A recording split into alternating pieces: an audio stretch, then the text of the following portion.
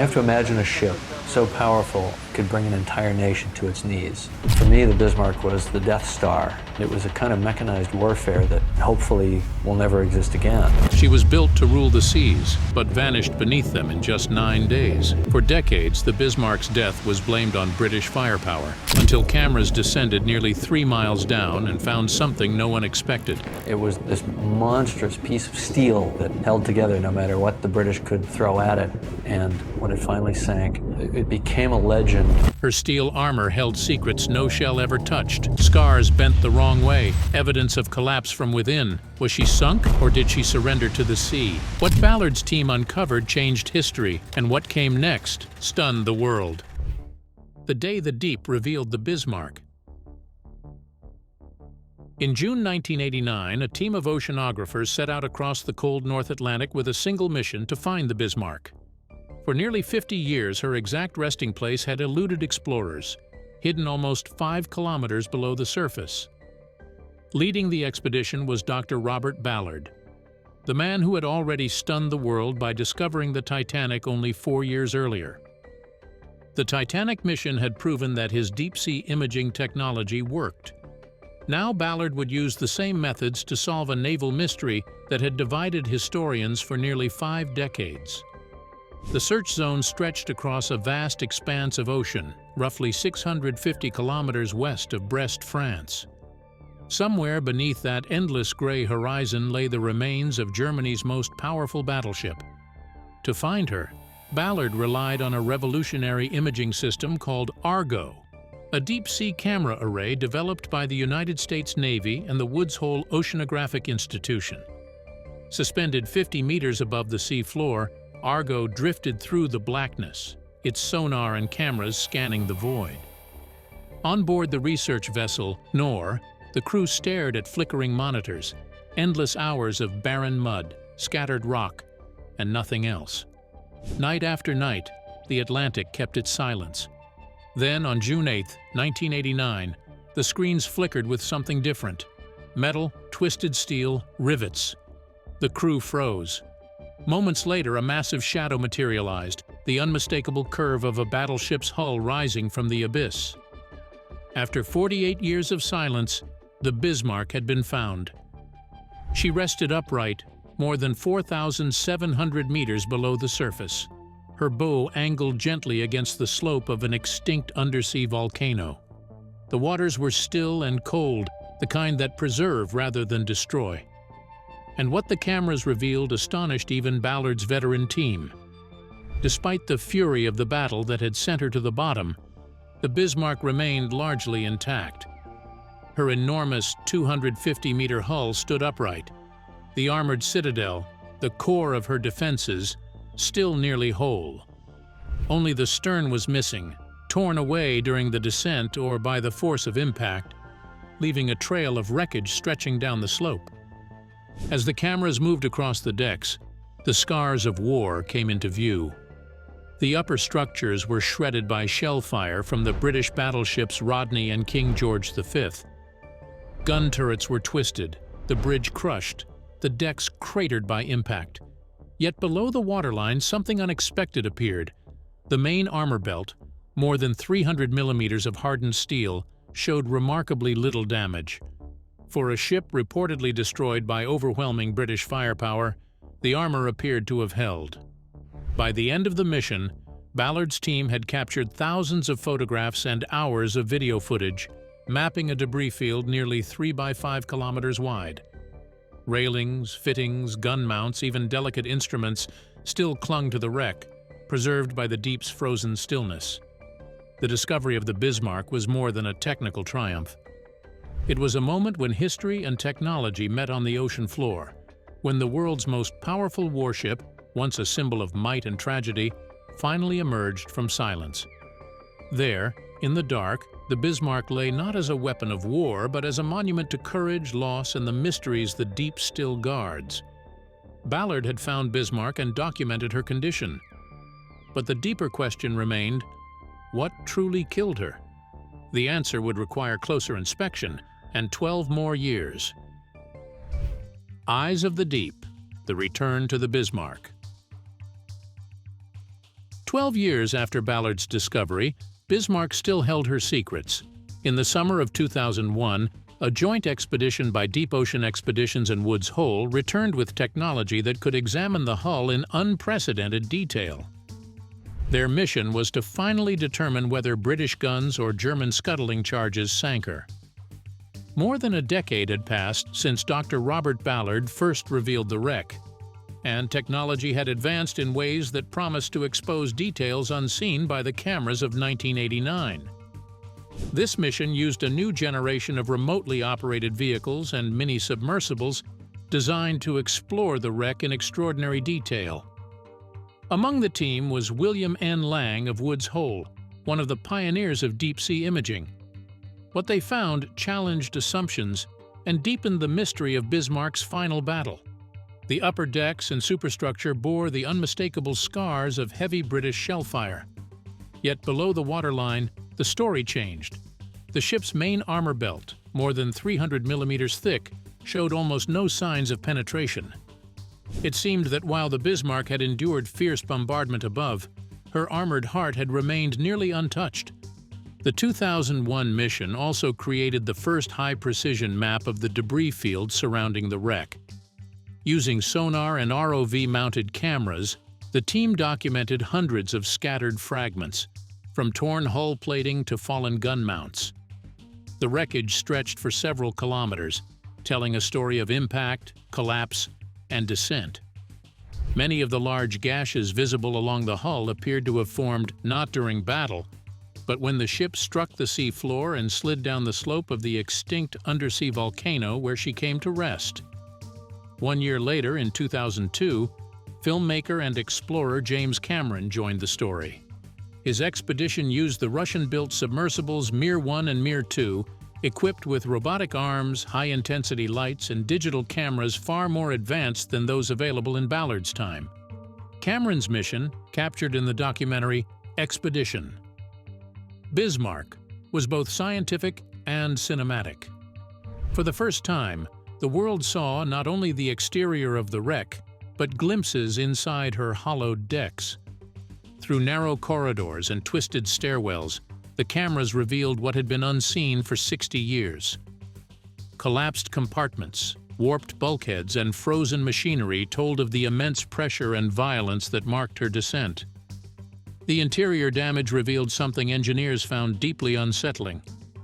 The pattern of flooding and collapse suggested a cascade effect, each breach feeding into the next. The Bismarck may have been undone not by a single blow, but by physics itself. Unlike wrecks in shallow, warmer waters, the Bismarck's deep, cold resting place had preserved her remarkably. Much of her teak decking still clung to the steel. Even traces of paint remained visible, faint ghosts of her former appearance. The wreck existed in a state of suspended time, frozen at the moment of destruction. The debris field told its own story. Broken masts lay pointing astern, showing they had snapped during descent.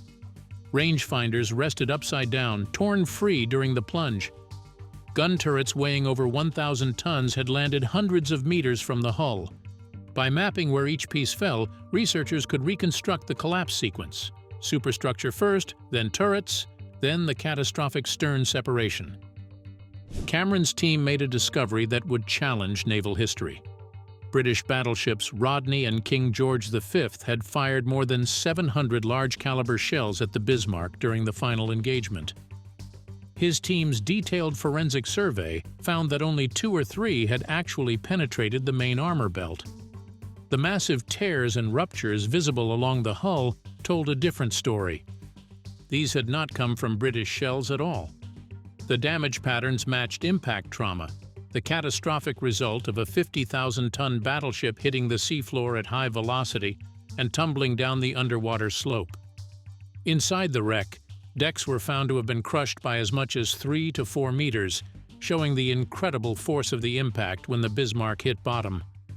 The evidence suggested a violent but ordered descent, a death shaped as much by physics as by warfare. In the years that followed, new missions returned to the site. Each brought sharper cameras, more agile vehicles, and better sonar, revealing details that earlier explorers could only imagine. The data confirmed what Ballard had first observed. The main armor belt remained mostly intact. The upper decks carried the worst scars of combat, and the interior bore signs of both flooding and implosion. Yet even with all this knowledge, one question remained unanswered. Did the Bismarck die under the relentless assault of British guns, or did her crew scuttle her to prevent capture? The truth, it seemed, was waiting in the steel itself, somewhere between the lines of impact and intent. The last decision, scuttled or slain. The fate of the Bismarck has always been balanced between two powerful stories. On one side stands the account of the Royal Navy, which saw her sinking as the triumph of relentless pursuit and overwhelming firepower. According to British records, hundreds of shells and torpedoes struck the battleship, tearing her apart until she was crippled beyond hope.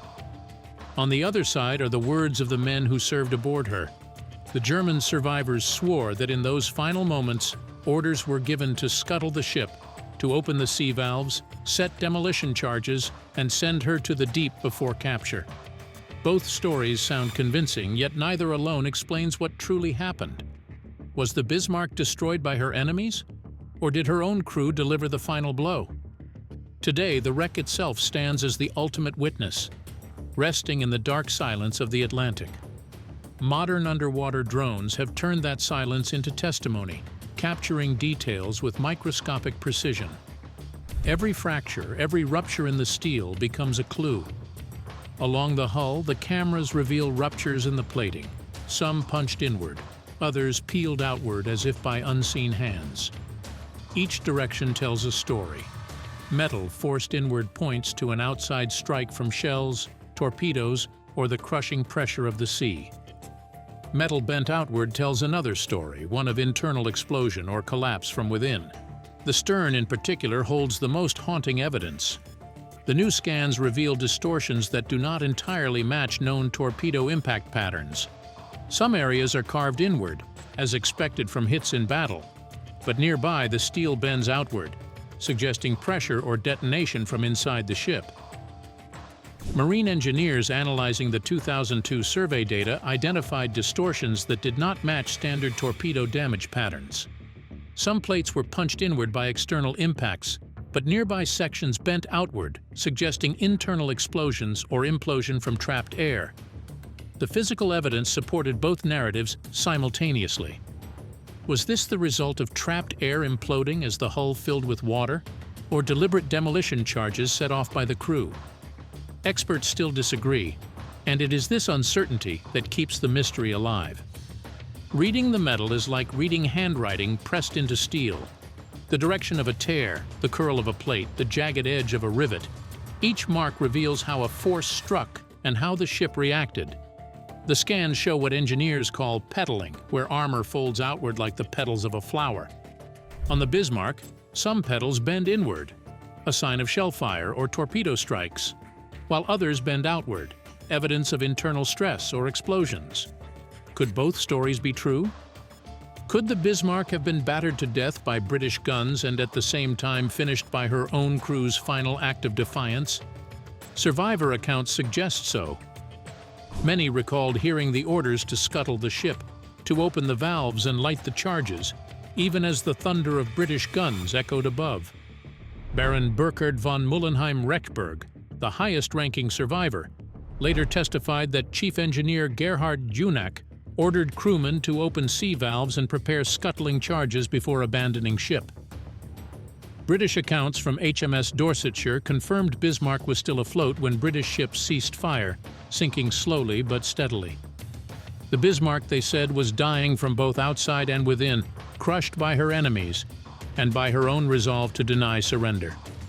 The truth may not lie in choosing one side over the other, but in accepting both. The Royal Navy dealt the mortal wounds, but the crew ensured that the ship's death came on their own terms. It was not victory or defiance alone, but both, a final act shaped by pride, desperation, and inevitability. Still, the wreck offers no clear verdict. Each new scan adds more detail, but also more contradictions. The bow and midsection tell one story of external destruction, while the stern whispers of deliberate internal damage. To historians, it remains a paradox. To engineers, it is conflicting data. But to those who have seen the images firsthand, it feels as if Bismarck herself is still caught in that argument.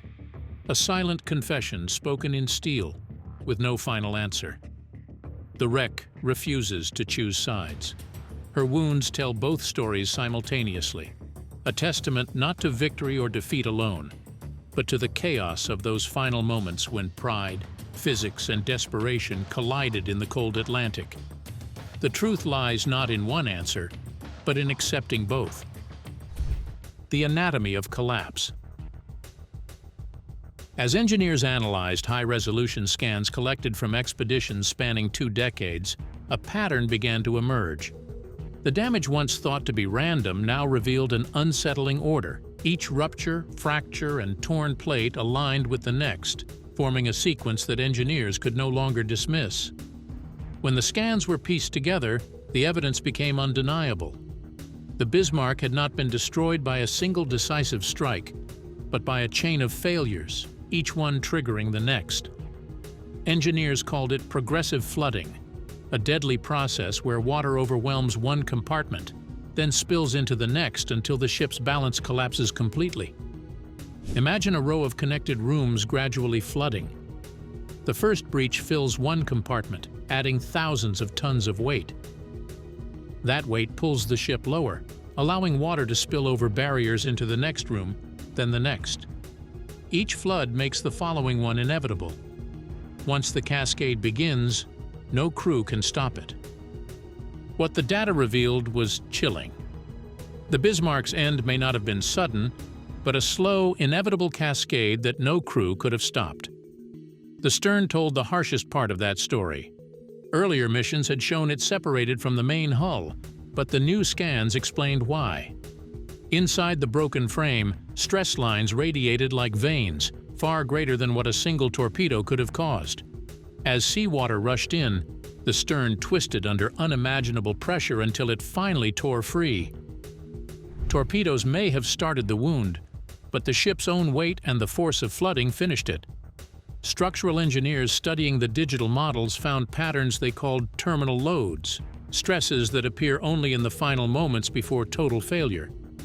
It meant that Bismarck's destruction was not just the result of enemy fire, but a brutal contest between structure, water, and gravity. She did not simply sink. She folded in on herself, crushed by the same elements she once ruled. This realization unsettled even the experts. For decades, the Bismarck's death had been told as a story of pride and firepower, a battle between the Royal Navy's guns and the German crew's final defiance. But the scans told something far more complex. The ship may have been doomed not only by weapons or will, but by physics itself, a war between steel and the sea that no design could win. If the Bismarck, with her immense armor and reputation for invincibility, could fail in such a way, then what did that say about every battleship built after her? Compartmentalization, once thought to ensure survival, seemed powerless against the chain reaction of progressive flooding. The systems meant to save her instead sealed her fate. This discovery reshaped naval design. Modern warships now feature automated cross-flooding systems that equalize water between compartments to prevent catastrophic list. Reinforced transverse bulkheads with higher watertight thresholds became standard. Redundant pumping systems and improved damage control procedures were designed specifically to interrupt progressive flooding. The Bismarck's failure became a primary case study at every naval engineering academy. Her remains became not just a relic of war, but a blueprint for how to learn from it. Still, the questions persisted. Was the Bismarck doomed from the moment her rudder was hit, not by the precision of her enemies, but by the physics of her own collapse? Did her scuttling charges truly end her life, or had nature already taken control? Perhaps the most chilling thought is that her final moments were not driven by courage or strategy, but by inevitability. If that is true, then her death was not a clash of nations, but a cold equation of pressure, weight, and time. For those who studied the wreck, the realization was sobering. It was not the cold of the deep that unsettled them. It was the truth that even the greatest machines of power can crumble under the quiet, relentless logic of the sea. The grave beneath the waves. For all the precision that sonar and science can offer, the Bismarck is more than a wreck. She is a grave. Beneath the still waters of the North Atlantic lies the final resting place of 2,065 men. Only 116 survived the battle and sinking, and they carried the weight of that May morning in 1941 for the rest of their lives. When survivors returned decades later aboard research vessels, they experienced profound grief rather than curiosity. Watching submersible footage, they recognized places where they had once stood: the gun deck, the passageways, the bridge.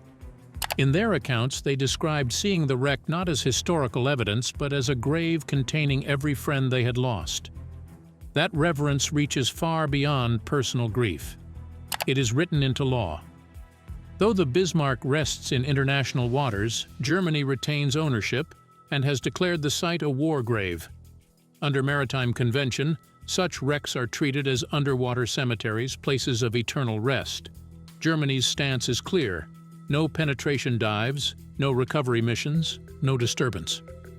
When Dr. Robert Ballard first found the Bismarck in 1989, he reminded the world that it was not a trophy, but a memorial, a place to be respected, not claimed. Every expedition since, from the Russian Mir dives to today's robotic surveys, has upheld that same code: look, but do not touch. Yet each new mission carries the weight of conscience. Modern drones glide carefully above the hull, their lights piercing darkness that has lasted more than 80 years. They capture breathtaking images and build digital models of the wreck, always keeping a respectful distance. Every movement follows three principles: consent, care, and caution. But restraint does not end the debate. When the latest drone footage was released, reactions rippled far beyond scientific circles. Many viewers watched in awe, marveling that steel forged before their grandparents were born still gleamed beneath the waves. Others felt sorrow, as though the deep had opened a window to a moment of tragedy, frozen in time. And some felt anger. To them, even filming the wreck felt like intrusion. They asked, would we send drones gliding over a cemetery, recording every headstone and coffin? Why should the ocean be treated differently simply because its graves lie out of sight? This is where science meets morality, and the line between discovery and desecration begins to blur.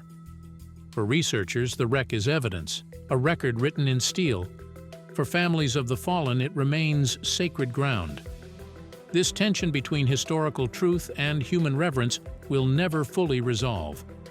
Yet perhaps the truest respect is not silence, but remembrance.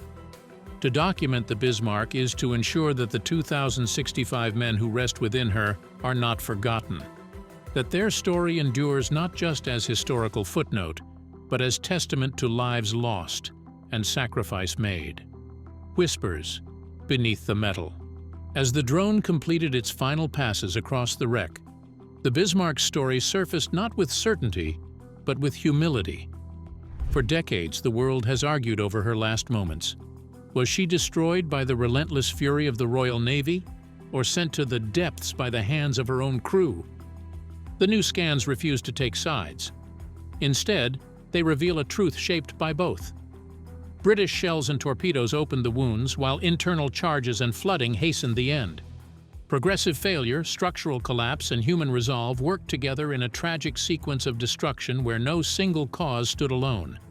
The metal itself bears witness. Every bent plate and ruptured seam tells a layered story of impact, intention, and inevitability. In the cold arithmetic of physics and pressure, the Bismarck was undone not by one enemy, but by many. By time, by water, by war, and by her own design. For engineers, the wreck is a lesson in humility. It reminds them that even the strongest architecture has limits, and that beneath every design lies fragility. For historians, it stands as a warning against simplicity. not every ending can be wrapped neatly in victory or defeat. And for the descendants of her crew, it is a bittersweet truth. Their fathers and grandfathers fought with courage and skill, yet they faced forces no human could overcome. The deeper we look, the more history blurs. Certainty fades, leaving only reflection. Every expedition since has carried that realization home. Her war grave status reminds us that these wrecks are not trophies. They are memorials. Their silence is as important as their data. Yet the drone's images did more than inform. They unsettled. What gripped the world was not the discovery of new evidence, but the quiet recognition that human pride in machines, no matter how advanced, always meets its limits when tested by nature and fate. The Bismarck was built to command the ocean, a masterpiece of power and precision. But in the end, she became proof that mastery is an illusion. No design is perfect, no power is absolute. The sea reminded us of that, as it always does. To watch the wreck is to look into a mirror of pride and consequence. We see not only a ship, but an idea, the belief that technology can conquer nature and destiny.